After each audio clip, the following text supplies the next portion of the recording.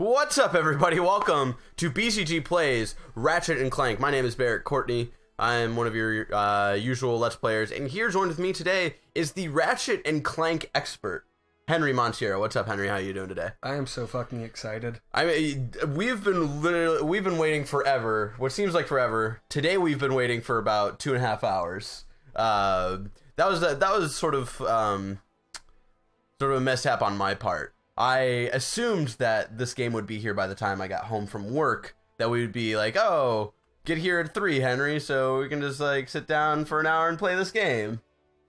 Nah, that's not what happened.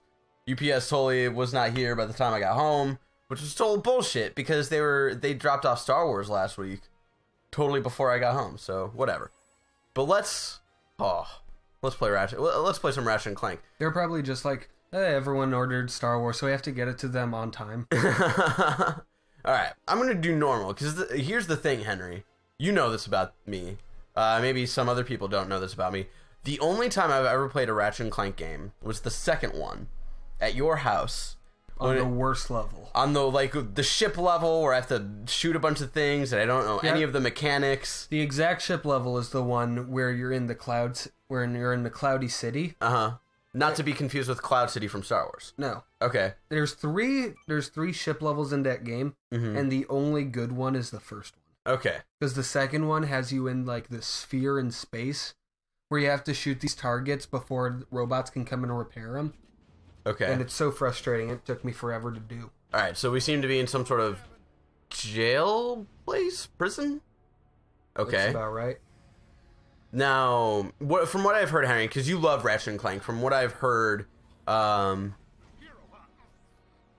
this is like a total reimagination. This isn't going to be like beat for beat the first one. No, there are some changes with it, like the storyline. For example, the first game originally started out with, like, you're seeing the assembly line where Clank is made, and he was a malfunction from making bigger robots. Oh, okay. What's going on here? We're talking to this guy Shiv. Is he from the original game, or? Oh, no. No? Oh, shit. It's Captain Quirk, right? Quirk. Captain Quirky. He just comes to see you. Waffles! Greetings, new fish. I'm Quark. Oh, alright, I got it. Yeah. So, I'm Captain Quirk. I'm constantly being directed by... Fuck, who's the guy who does, Budapest? Wes Anderson. I'm constantly being directed by Wes Anderson. I'm Captain Quirk. It just turns around, it's Johnny Depp. You're the most... Okay. Yeah, for one, right off the bat, the first major change here is the first game was not told from the perspective of Captain Quirk. And that's what, apparently from what I've heard, too, this entire game is going to be sort of told from his perspective of, from what I understand, this is, sort of later on, and the whole game, what we play is sort of, his retelling of, what we went through. Yeah. Because so the whole thing with Captain Quirk is that he was originally only going to be the bad guy in the first game. Okay. But the people at Insomniac loved his character so much that they were like, hey, let's put little references to him in Ratchet and Clank 2. So there are these little scenes of where is Captain Quirk now? And then at the end they were just like, no, let's just make him the bad guy. Wait, so he's the bad guy? Well, so I don't know if they're gonna portray him as purely heroic, but in the first game he's the villain of the first game. Besides the main villain, Chairman Drek. Okay. Because wow, it's weird. I can already tell how much Ratchet does not look like original Ratchet. God, this game looks so fun. I can only imagine how good the movie looks. I'm so excited for the movie, and it's you shouldn't be excited for video game movies. They're always going to be bad, but it's this one has a chance. From what I've heard of the receptions of this game, the chances that the movie is going to be good are pretty high. If it keeps sort of the tone of humor the video game has, I think it has a pretty good chance of being a really a good video game movie, which is weird. It's crazy to think about, because the only other video game movie I can even think of that some people like, Head to the Fairgrounds. All right, is is the first Mortal Kombat, and that's more of just like a guilty pleasure. A lot of people. Yeah, that's just like a sort of like, wow, this is really terrible, bad, but I'm but nostalgic for it. Yeah, but it's also like really silly. Like if that movie took itself seriously, it would be abysmal. Oh, this is cute. I like how they're doing the synchronization here. Sort of yeah. like the obvious like Halo where they're like, look up and look down. This is like, hey, can you check this out for me? Oh, can you check this out? That's cool. I like that already. Yeah, they always did these in the games. Like the one I always think of is the one in Deadlocked, where it's like you're in a suit, so they're like, I want to see if everything in the suit is working. Look up at this target. Yeah, I always thought those were like super like, all right, this is ridiculous. But I liked the subtlety for Ratchet and Clank here. Yeah. You can adjust camera controls in the options menu. Jesus Christ, this looks beautiful. Holy fuck, this is awesome. Holy Christ. All right, got some double jump action going on. Got my screwdriver thing. I remember when everyone was saying like Tools of Destruction was beautiful, and that was like an early PS3 game. Am I supposed to be hitting these guys? Are these guys bad? Okay, cool. I didn't know, like, because they might just be innocent frogs, and I might just be fucking them up for... I mean, that one just attacked you. that is true, but it could have been because I killed his brother. That'd be great, like, programming to have in a video game at some point of, like... Just every single NPC has, like, a backstory and motivation. Like, their own, like, unique motivation. Actually, that would be really cool. I want to see if I could figure out how to do that in a game of, like... I wish I could figure out how to just make a game in general. Like, every character in the game has a relationship to another character. You got a Miitomo notification. What the fuck's up? Like, how has that been? Because we started your Miitomo account last week when we were recording Talking Shit. Like, how did that go? I gave him an absolutely terrifying voice, is what you know. Yeah, that's all I know is. Can I play it on this right now? Fuck it. I don't care. But just like, we were just playing around with Miitomo. Sorry, I know. Just for people who want to check this out, just for gameplay reasons. I know I'm sort of dicking around, but I just like to explore, especially in like sort of 3D platformer adventure games. It's just naturally what I do. So I apologize if the way I play this game frustrates you, but it's just sort of the way I play games. Yeah. And yeah, you criticized me for playing Bully.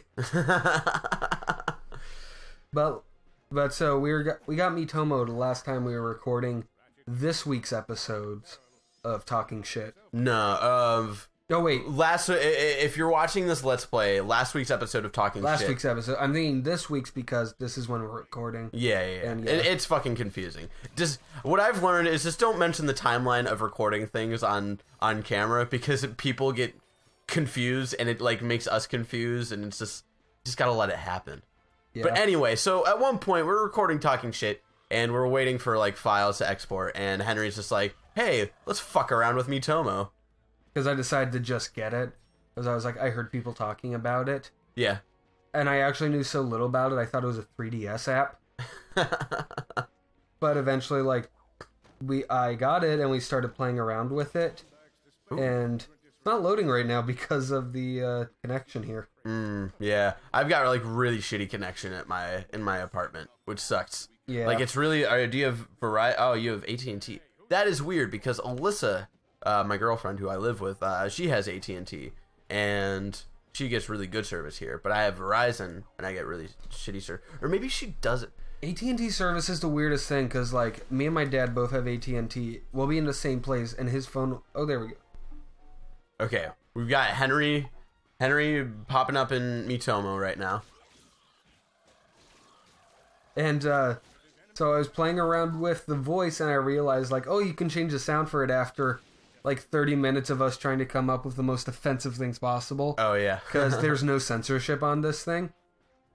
And which is the best feature of the game. I know, like you can say the worst things like no, don't say anything. I don't want you to put effort into having to censor this. Like when I already had to censor. Yeah, when I had to censor out Ricky's fucking the worst thing he could have possibly said.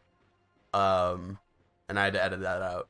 But yeah, we're just having it say like dick farts and all of this stuff. Put it in my butt.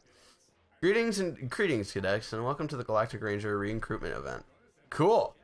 But so I realized, oh, I can change the voice setting And so I made it as deep and robotic as possible until I got... Did that capture on? I don't even know. Maybe. It's so deep. That's the thing. That's what she said. But just like stuff like that. And so that's just now my voice on it. And my friend actually texted me and went, your voice is fucking terrifying. Greetings, guys, and welcome to the... Okay, this is Captain Quirk's little... Oh, they're starting you out with the training course this time. Because in the first one, like, you go to the Metropolis planet, and you get the... You go to the training course the same time you get the hook, the slingshot. Okay. Which is just that's like an iconic... Okay, I like what they're doing here. Slowly teaching me jump mechanics. I like that. Yeah. Oh, I can grab onto things. All right, cool. Also like that. The hookshot's so iconic to like Ratchet and Clank, how that controls. Yeah, I don't know personally. Just like by the name of it, I don't remember. But I'm sure if they include it into this game, I'm sure they will. It's like I'm sure I'll know what you're talking about. Cause yeah, I've known Ratchet and Clank. I've like watched people play it before. I've never touched it, which is the first one came out on PS2, right? Yeah. Yeah, and that's so weird because I loved the PS2, and I never got that game for some reason. So no, you're too busy playing Jack and Dexter. I was too busy playing Jack and Dexter and Tony Hawk's American Wasteland. That's too cool. Activate. Oh, these are the best things. This is how you get your weapons. Okay, so fusion grenade. Are you sure you want to exchange bolts for this awesome weapon? It costs 100. I have 660. Sweet. All right. I'm liking it. He's checking it out. All right. R2. Sweet. Can I break oh, I got another one right there. So this is how this is like extra ammo, I guess. I'm liking it. It's so beautiful to me. This is already playing exactly like it. This is like, and not even, but like the gameplay is very intuitive, and just, it looks so good. That's just something I like. I'm obsessing over how good it looks. Oh, this is like so beautiful. Like, like someone was saying who works for Insomniac but is like part of like a different team, like someone was saying like it looks like a Pixar movie, and they hit the nail on that one. Yeah.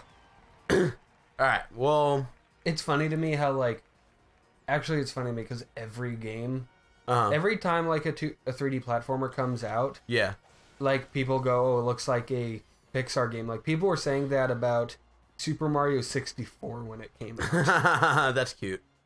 And I can't tell if that's like, man, Pixar's gotten really far, or man, video games have gotten really far. I think it's both.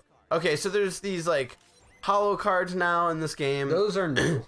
Yeah, so I know these are new, and they give you like sort of like power ups, I guess, of like when you get a certain amount, like RPG bolt like nuts and bolts like costs like are more valuable or whatnot. So these are like good collectibles to keep an eye on. So